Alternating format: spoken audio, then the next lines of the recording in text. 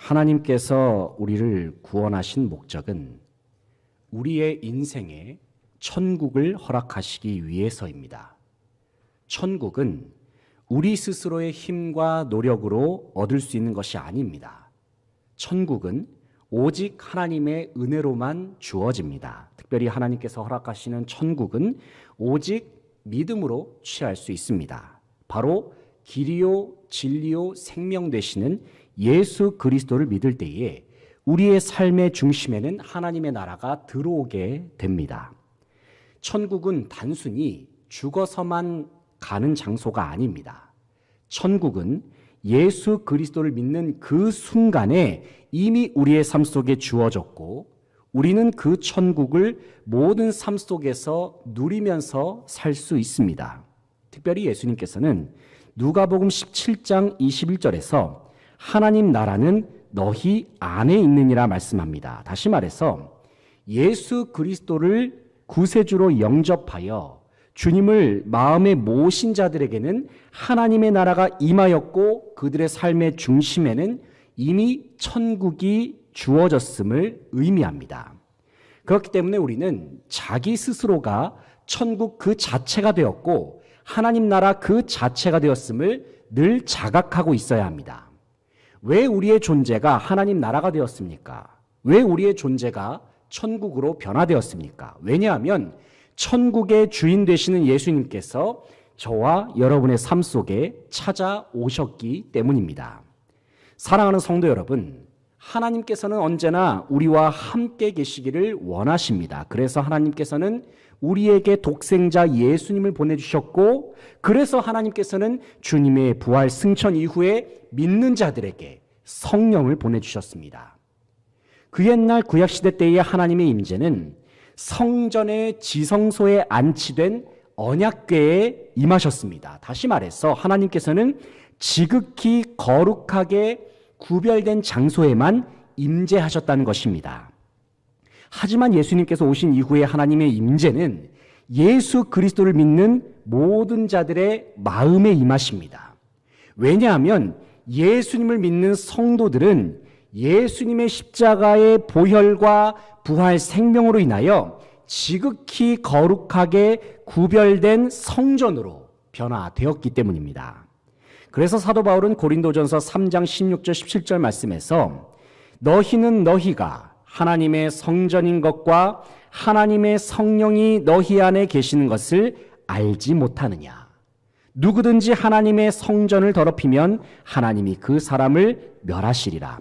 하나님의 성전은 거룩하니 너희도 그러하니라. 바울이 그렇게 말씀합니다. 사랑하는 성도 여러분, 저와 여러분은 하나님의 성전입니다.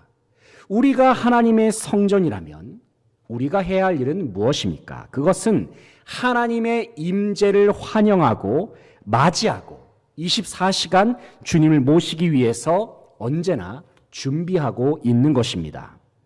오늘 본 말씀인 시편 24편 말씀은 하나님의 언약궤가 시온산에 있는 성소에 들어올 때에 기록된 시입니다. 앞서 말씀드렸듯이 구약시대 때의 하나님의 언약궤는 곧 하나님의 임재를 상징합니다.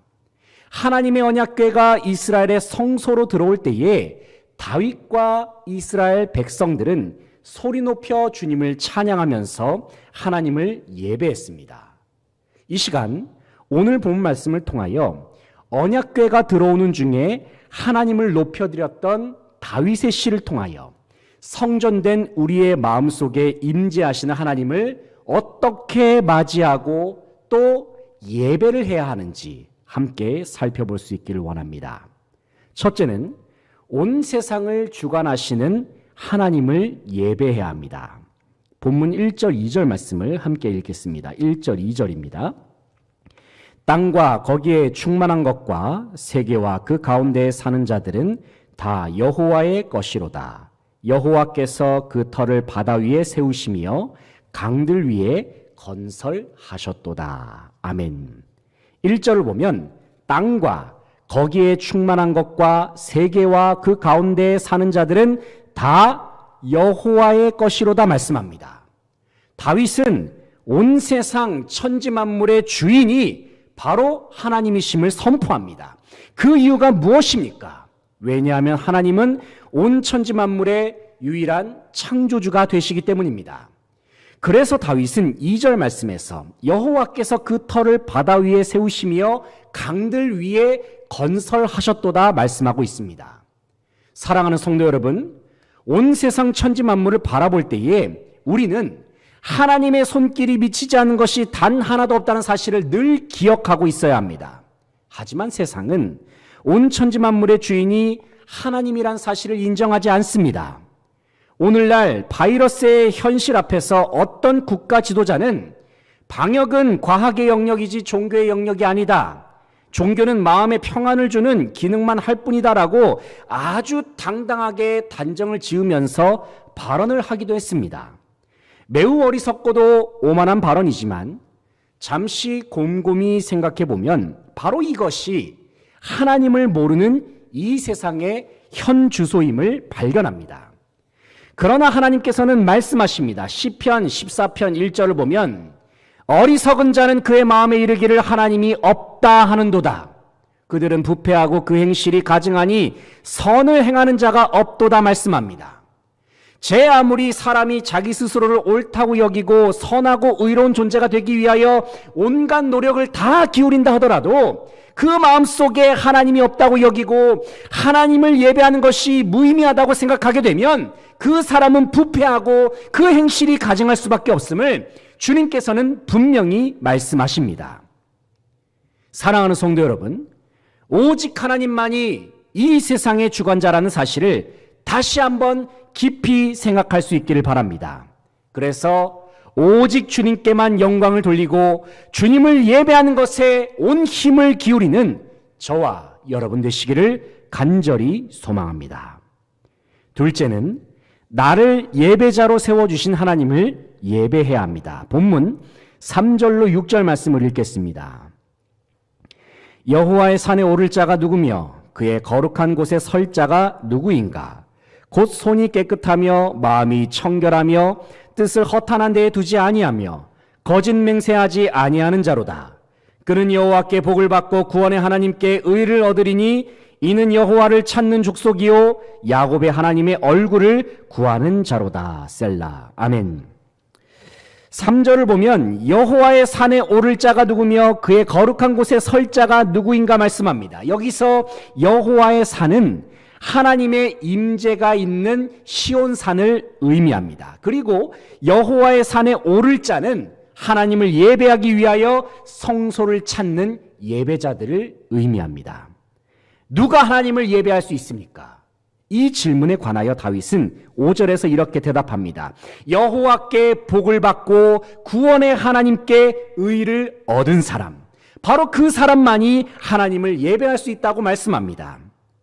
우리가 지금 이 시간 이렇게 주님을 예배할 수 있는 이유는 하나님께서 우리에게 복을 주셨기 때문입니다. 다시 말해서 하나님께서 우리를 구원하셔서 주님을 예배할 수 있는 놀라운 복을 주셨기 때문에 우리는 바로 이 시간 살아계신 하나님의 얼굴을 바라보면서 주님께로 나아갈 수가 있습니다. 분명 하나님을 예배하는 것은 우리의 삶 속에서 가장 중요한 일이고 삶의 본질이자 목적이 됩니다. 하지만 이 사실을 깨닫고 그 말씀대로 행하는 사람들은 이 세상에 그리 많지 않습니다. 이런 의미에서 저와 여러분이 지금 바로 살아계신 하나님을 예배할 수가 있고 주님의 이름을 찬양할 수 있다는 사실은 얼마나 큰 은혜인지 모릅니다. 사랑하는 성도 여러분, 우리를 예배자로 세워주신 하나님의 크신 은혜와 그 사랑을 기억하면서 주님께 전심으로 영광을 돌려드리는 저와 여러분 되시기를 간절히 소망합니다. 예배를 통하여 하나님의 얼굴을 구하며 간절한 마음으로 주님을 찾음으로 인하여 살아계신 하나님과의 깊은 만남과 교제가 우리 가운데 충만하기를 간절히 소망합니다. 셋째는 중심에 임하시는 하나님을 예배해야 합니다. 본문 7절부터 10절까지의 말씀을 읽겠습니다. 7절부터 10절 시작. 문들아 너희 머리를 들지어다. 영원한 문들아 들릴지어다. 영광의 왕이 들어가시리로다. 영광의 왕이 누구시냐? 강하고 능한 여호와시요 전쟁에 능한 여호와시로다. 문들아 너희 머리를 들지어다. 영원한 문들아 들릴지어다. 영광의 왕이 들어가시리로다. 영광의 왕이 누구시냐? 만군의 여호와께서 곧 영광의 왕이시로다. 셀라. 아멘. 7절을 보면 문들아 너희 머리를 들지어다 말씀합니다. 여기서 문은 언약궤가 들어오는 성소의 문을 의미합니다. 다윗은 성소의 문들을 향하여서 머리를 들라 명령합니다. 이것은 언약궤가 성소로 들어올 때에 그것을 영접하고 맞이할 준비를 하라는 의미입니다. 왜냐하면 언약궤 속에는 영광의 왕이시요 강하고 전쟁에 능한 여호와 하나님께서 임재하고 계시기 때문입니다. 7절의 하반절을 보면 영원한 문들아 들릴지어다 말씀합니다. 여기서 들릴지어다라는 표현은 수동적인 의미를 가지고 있습니다. 다시 말해서 하나님의 임재를 맞이하는 성소의 문들은 그 임재로 말미암아서 자동적으로 들릴 수밖에 없음을 의미합니다. 즉 본인의 의지와 노력에 상관없이 하나님의 임재로 말미암는 변화를 경험케 된다는 것입니다. 사랑하는 성도 여러분, 특별히 저와 여러분은 예수 그리스도의 보혈과 부활 생명 그리고 주님의 이름으로 인하여 하나님의 임재를 모시는 성전된 존재로 변화되었습니다. 하나님께서는 주님의 영으로 말미암아 저와 여러분 안에 거하는 것을 기뻐하십니다. 이미 주님께서는 예수 그리스도를 마음으로 믿고 입으로 시인한 저와 여러분의 심령 가운데 함께 하십니다. 동시에 하늘 보좌 우편에 앉아 계신 주님께서는 저와 여러분의 심령 속에 계속해서 더욱 충만한 성령의 임재를 부어주시고 보내주시기를 원하십니다. 이미 우리 안에 계실 뿐만이 아니라 계속해서 우리에게 찾아오시는 주님의 임재 앞에서 우리는 어떻게 반응해야 합니까? 먼저는 주님의 임재 앞에서 우리의 마음의 문을 활짝 여십시오. 마음 가운데 찾아오시는 주님의 임재를 환영하십시오. 그리고 주님의 임재를 저와 여러분의 마음의 중심에 모셔드릴 수 있기를 간절히 소망합니다. 주님의 영광이 우리의 심령의 중심에 임할 때에 우리는 필연적으로 변화를 경험할 수밖에 없습니다. 하나님의 임재 앞에서 성전의 문이 자신의 의지와 상관없이 자동으로 들렸던 것처럼 하나님의 임재가 우리의 마음에 임하면 저와 여러분의 삶도 주님의 특별한 계획 속에 완전한 모습으로 변화를 경험케 될 것입니다. 사랑하는 성도 여러분, 천국의 주인이신 하나님께서 저와 여러분의 삶의 중심에 찾아오셨습니다. 그러므로 저와 여러분은 하나님께서 다스리시고 통치하시는 성전이요 천국된 삶으로 변화되었습니다. 이제 우리의 삶은 하나님의 임재가 거하고 하나님의 임재가 날마다 들어오는 삶으로 완전히 바뀌었습니다. 하나님의 성전이요 천국 백성된 자로서 주님의 임재 앞에서 전능하신 하나님을 예배하시기 바랍니다. 주님의 임재 앞에서 나를 예배자로 세우신 하나님을 예배하십시오. 주님의 임재 앞에서 내 삶의 중심에 찾아오신, 내 삶의 중심에 임재하신 하나님을 예배하십시오.